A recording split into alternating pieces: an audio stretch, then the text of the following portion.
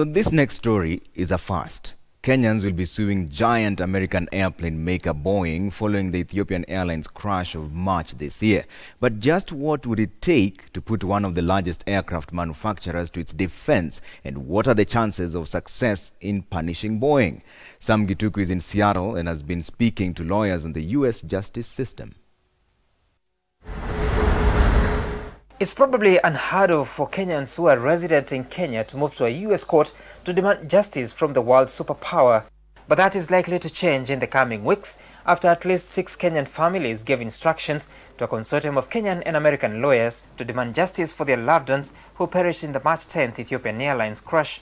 But that will not be a walk in the park, as a civil suit in the U.S. is complicated and evidence-driven.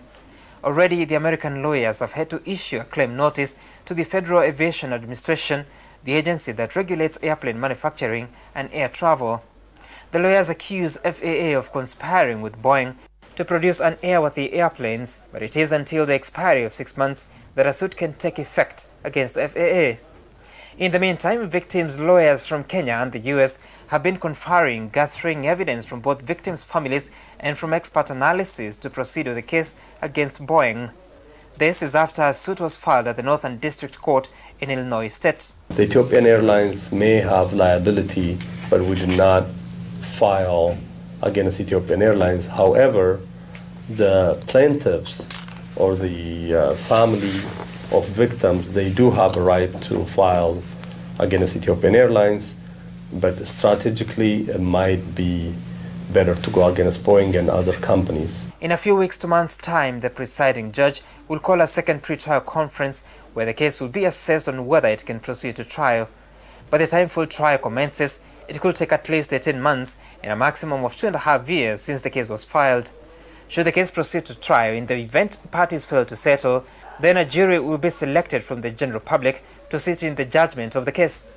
The jury shall listen to arguments of attorneys, and by the conclusion of the trial, the victim's lawyers should convince the jury how and why Boeing was negligent. We shall then take witnesses from Kenya physically.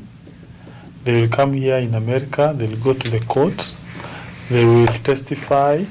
In the event that there are people who have been affected as family who may not be able to travel either because of health or age or other dynamics, it would definitely be a big plus if it would be possible to even attend it through a video link. They must also make recommendations on the damages they seek in the case, giving basis for the amounts they ask.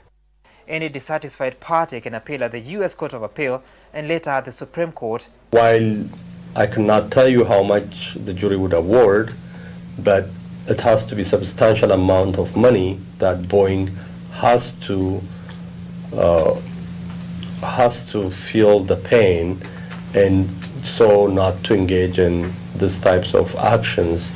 It may sound like a complicated justice system, but the promise, especially from the American lawyers, is that once the due diligence has been done, it will only take between 1 and 2 weeks for the full hearing to be completed and thereafter to wait for the judgment. But to get there, that may take up to 2.5 years.